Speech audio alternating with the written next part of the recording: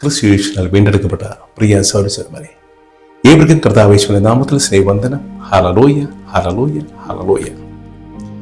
ഞാൻ ഇപ്പോൾ ചിന്തിക്കുന്നത് 1 യോഹന്നാൻ 5:19.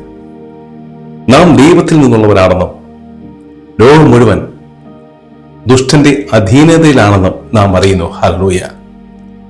യോഹന്നാൻ നമ്മോട് പറയുകയാണ്, പിതാവാ ദൈവം നമ്മെ ആകർഷിച്ചു ക്രിസ്തു യേശുവിനോടൊപ്പം കൂട്ടിച്ചേർത്തു. അങ്ങനെ പിതാവും യേശുവും നമ്മൾ ഒന്നായിരിക്കുന്നു. ഹല്ലേലൂയ. എന്നാൽ ഒപ്പം തന്നെ ഒരു മുന്നറിയിപ്പ് നൽകുന്നു, ഈ ലോകം മുഴുവനും ദുഷ്ടന്റെ അധീനതയിലായിരിക്കുന്നു. ഹല്ലേലൂയ. ആകിയാൽ നാം സൂക്ഷിക്കണം. ഹല്ലേലൂയ. 2 കൊരിന്ത്യർ 4:4 ഇപ്രകാരം പറയുന്നു, വിശ്വാസികൾ ക്രിസ്തു യേശുവിനാൽ വീണ്ടെടുക്കപ്പെടുകയും ദൈവത്തിന്റെ സംരക്ഷണത്തിലാണെന്നും നാം അറിയുന്നു. ആകിയാൽ നാം അവിശ്വാസികളിൽ നിന്നും വേർതിരിക്കപ്പെടുന്നു. ഹല്ലേലൂയ. ക്രിസ്തുവിന്റെ ക്രൂശിലെ ആ രക്തം വീണ്ടെടുക്കപ്പെട്ട നമുക്ക് ചുറ്റും രക്ഷയായി കവചം ഒരുക്കിയിരിക്കുന്നു. ഹല്ലേലൂയ. ആകിയാൽ എല്ലാം ഭയപ്പെടേണ്ടതില്ല. സാത്താൻ അനേകം ജനങ്ങളെ അന്ധന്മാരാക്കി മാറ്റിയിരിക്കുന്നു. ക്രിസ്തുവിനെ അറിയുന്നതിൽ നിന്നും ക്രിസ്തുവിന്റെ വചനം കേൾക്കുന്നതിൽ നിന്നും അവരെ ചെവികളെയും കണ്ണുകളെയും അന്ധത പിടിപ്പിച്ചിരിക്കുന്നു. ഹല്ലേലൂയ. അങ്ങനെ സാത്താൻ അവിശ്വാസികളുടെ ദൈവമായി മാറിയിരിക്കുന്നു. ഹല്ലേലൂയ.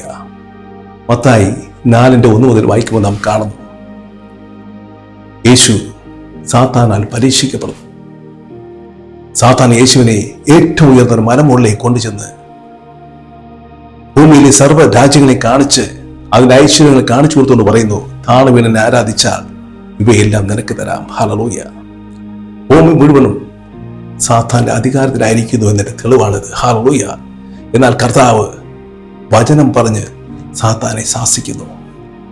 നിന്റെ ദൈവമായ കർത്താവിനെ മാത്രമേ ആരാധിക്കാവൂ, അവനെ മാത്രമേ നമസ്കരിക്കാവൂ എന്ന് വചനം പറഞ്ഞിരിക്കുന്നു, തിരുവെടുത്ത് പറഞ്ഞിരിക്കുന്നു എന്ന് പറഞ്ഞ് വചനം കൊണ്ട് കർത്താവ് സാത്താനെ നേരിടുന്നു. ഹല്ലേലൂയ. പ്രിയ സഹോദരങ്ങളെ, കണ്ണടയ്ക്കാൻ നമുക്ക് പ്രാർത്ഥിക്കാം. ഹല്ലേലൂയ. കർത്താവേ, പരീക്ഷണങ്ങൾ ഉണ്ടാകുമ്പോൾ ഇടറാതെ പതറാതെ അവിടുത്തെ വചനം ഉപയോഗിച്ച് സാത്താനെ ശാസിക്കുവാൻ ഞങ്ങൾ ശക്തിപ്പെടുത്തണമേ. ഈ ലോകത്തെ പല പ്രലോഭനങ്ങളുമായി സാത്താൻ ഞങ്ങളുടെ അടുക്കിലേക്ക് വരുമ്പോൾ അവിടുത്തെ വചനം പറഞ്ഞ് ശാസിക്കുവാനുള്ള കൃപ ഞങ്ങൾക്ക് നൽകണമേ.